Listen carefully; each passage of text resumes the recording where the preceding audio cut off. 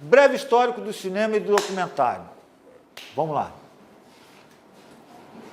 O que é um documentário? Produção audiovisual que registra fatos, personagens, situações que tenham como suporte o mundo real. Nós não estamos falando de ficção. Se a gente estivesse falando de ficção, a gente estava falando de cinema. Mas nós vamos ver que o próprio cinema, ele tem a sua origem no documentário. Vamos lá. Documentar com uma câmera é o primeiro ato cinematográfico presente nos registros iniciais dessa arte. Feitos pelos irmãos Lumière, a linguagem cinematográfica nasceu com aspecto documental, com aplicação dos princípios da câmara fotográfica à imagem em movimento. Sabe quem que ele estava filmando? Os funcionários da fábrica da empresa. As primeiras vistas animadas, projetadas em 1895 pelos irmãos no Café Paris, eram cenas do cotidiano, cenas que registravam em 24 quadros por segundo o que acontecia na sua frente. A câmera era pesada, não permitia nenhum movimento. Assim, os irmãos empresários e cineastas abriram a sessão com o filme A Saída da Fábrica. Filmaram lá, fotografaram, né? Pá, pá, pá, pá, pá, os caras saindo. Nada mais do que o registro de um grupo de funcionários deixando as instalações do prédio onde funcionava a empresa da família. Outros filmes apresentariam situações semelhantes. O almoço do bebê, esse eu vi. O cara filmou lá o bebê dando comida para o bebê. E o desembarque, isso 1895, hein, galera? Olha só. E o desembarque para o Congresso de Fotografia de Lyon, 1895 também. Esses caras aí, eles são considerados, os irmãos Lumière, eles são considerados o pai do cinema. Mas o cinema nasceu como documentário, olha só. Eles estavam registrando o quê? A vida real, não tinha atores ali. Não tinha atores. Pode ir, pode seguir. Mas a linguagem do que se conhece hoje como documentário só surgiria com os filmes de Robert Fleischer, nos anos de 1920, quando, ao visitar pela terceira vez uma comunidade de esquimós, localizada no norte do Canadá, ele se encantou com os indivíduos e criou aquele que é considerado o primeiro filme Nanook, o Esquimó, 1922. Seus filmes inspirariam a célebre crítica escrita pelo produtor e também documentarista inglês John Grierson e publicada no New York Sun em 8 de fevereiro de 26, em que foi usado pela primeira vez o termo documentário. Então, foi em 1926 que surge o termo documentário. Mas percebe que se o cinema nasceu em forma de documentário, esse filme que o cara fez, ele chegou a usar atores, tá? Ele fotografou, ele filmou o real, os esquimós, mas algumas pessoas ali eram atores. Então ali já tem uma mistura entre o cinema, a ficção, porque você está usando atores. Na verdade não era uma ficção, ele está tratando de fato real, do cara pescando, do cara caçando, do cara dentro do iglu e tal, mas alguns daqueles personagens eram japoneses, fazendo papel de esquimó.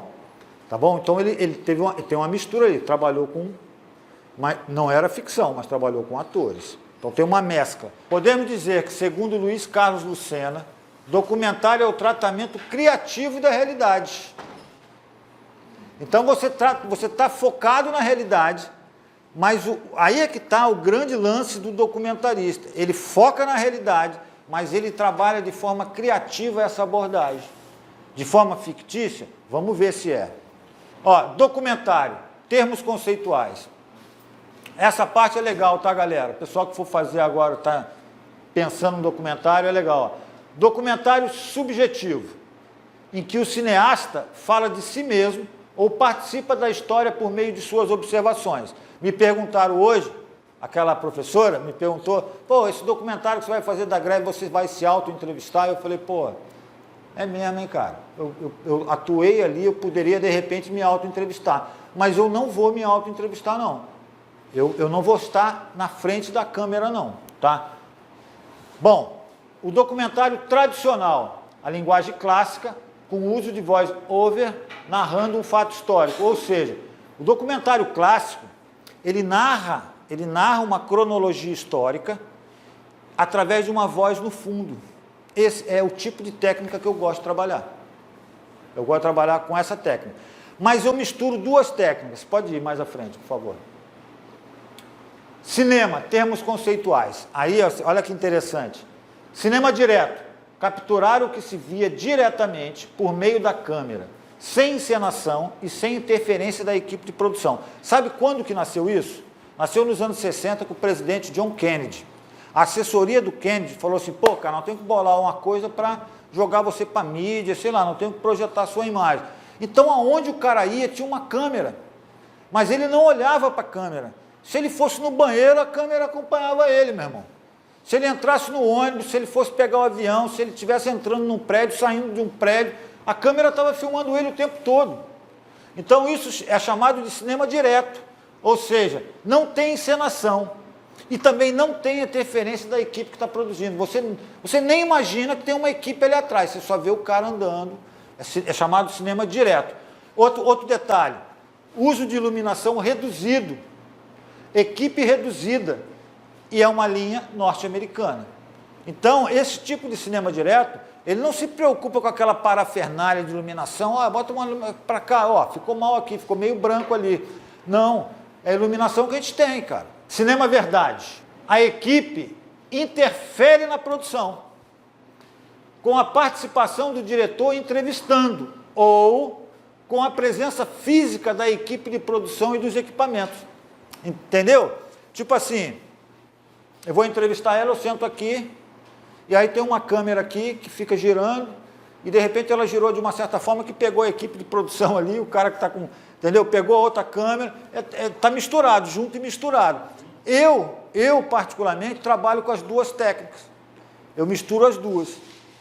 Por exemplo, esse filme Memória de Velhos, lá da Serra da Mantiqueira, aparece eu chegando na casa da Dona Jovita, eu mostro a estrada, aparece na hora que eu entro no carro, na hora que eu saio do carro, às vezes aparece eu entrevistando, entendeu? Então eu uso isso. Para quê? Porque é meu interesse eliminar qualquer vestígio de ficção, qualquer vestígio. Agora, pelo que eu entendi que você estava falando, se há interferência, né? Se eu consigo interferir, e aí, a partir dessa interferência, deixa de ser o real. Vamos ver. Trabalhando as ideias. É importante observar seu entorno, o bairro onde mora, a região onde trabalha ou estuda, as pessoas com que convive, os indivíduos que eventualmente encontra, as notícias dos jornais e da TV. Tudo pode motivar um documentário. E quando se começa a discutir em grupo, as ideias fantásticas surgem. Olha, gente, eu falei aqui no começo, Volta Redonda é um celeiro para quem quer fazer documentário. É um celeiro. Nós temos um movimento operário, nós temos movimentos sociais, nós temos movimentos de mulheres, nós temos histórias ainda presentes, vivas, pulsando desde a época do trabalhismo. Então, é aquilo que a Ecléa Borges falou. Você vai dar uma de arqueólogo, juntar os cacos de um vaso quebrado, mas toma cuidado.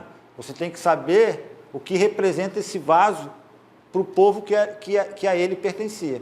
Entendeu? Então, tem que tomar esse cuidado. E eu acho que, pô, aqui está bem simples. Você pode buscar através de uma notícia que esteja vigente no momento, ou pode ser um indivíduo que eventualmente você encontra, um lugar onde você estuda, um lugar que você trabalha, mas você também pode buscar reproduzir um trabalho de memória ligado a eventos históricos já marcados na cidade.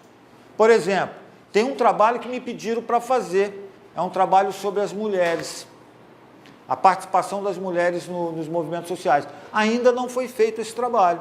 Olha só, hein, eu abri para vocês, de repente um de vocês pode pegar e fazer. Beleza, que façam bem feito. E que se eu puder ajudar...